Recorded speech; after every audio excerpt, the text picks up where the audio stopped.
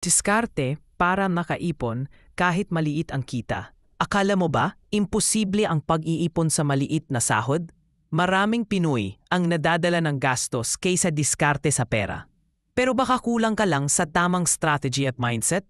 Subukan mong inindihin tong mga diskarte. Baka ito na yon. Subscribe if you want more videos like this. 1. Gumawa ka ng simpleng budget para sa linggo. Makakatulong ito para di ka gumastos ng sobra. Lagi mong unahin ang needs bago wants palagi. Kapag may plano, mas malabong maubos agad. 2. Mag-automate ng ipon sa tuwing sweldo mo. Direkta sa savings para di mo na magalaw. Out of sight, out of reach din ang pera. Masasanay ka rin kahit maliit lang ang halaga. 3. Magbenta ng pre-loved items para dagdag kita. Maraming gamit dyan na tambak lang sa bahay.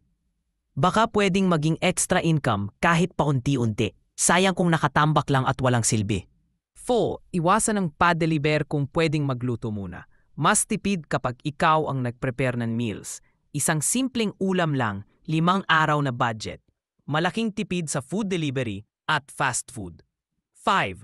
Gumamit ng coin bank at consistency sa paghulog. Walang maliit kapag consistent kang naghuhulog araw-araw. Yung 5 piso mo, magiging libo rin yan.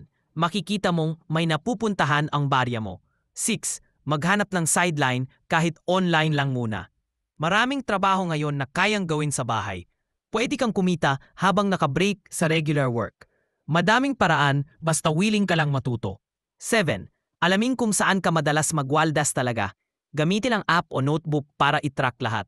Kapag aware ka, mas madaling kontrolin ang gastos. Hindi mo kayang ayusin ang di mo alam. 8. Mag-set ng goal para may pinaghuhugutan ka. Baka gusto mong makabili ng laptop o motor. Kapag may reason, mas madali kang magsakripisyo ngayon. Ang goal mo ang magiging feel ng disiplina. 9. Mag-invest kahit piso-piso lang kada buwan. Gamitin ang legit apps na pang micro-investing talaga. Habang maaga, mas maganda na ang compounding effect. Huwag mong hintayin ang sakto na ako moment. 10. Iwasan ang inggit sa lifestyle ng iba. Hindi mo kailangang sabayan ang trend at gastos. Focus ka sa progress mo, hindi sa kanila. Matuto kang nakontento habang pinagsisikapan mong umasenso.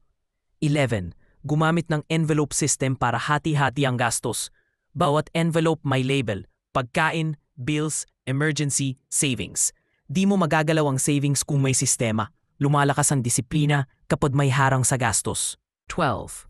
Mag-reward sa sarili pero may hangganan at timing. Kapag may naabot ka, pwedeng mag-celebrate ng konti. Pero wag mong ubusin lahat sa isang upuan. Tama lang ang treat, wag laging cheat. Minsan, hindi kulang ang kita, kundi diskarte ang kulang. Sa tamang mindset, kahit maliit, pwedeng may matira. Hindi mo kailangang yumaman agad para mag-ipon. Unti-unti, makikita mong lumalago ang sipag mo.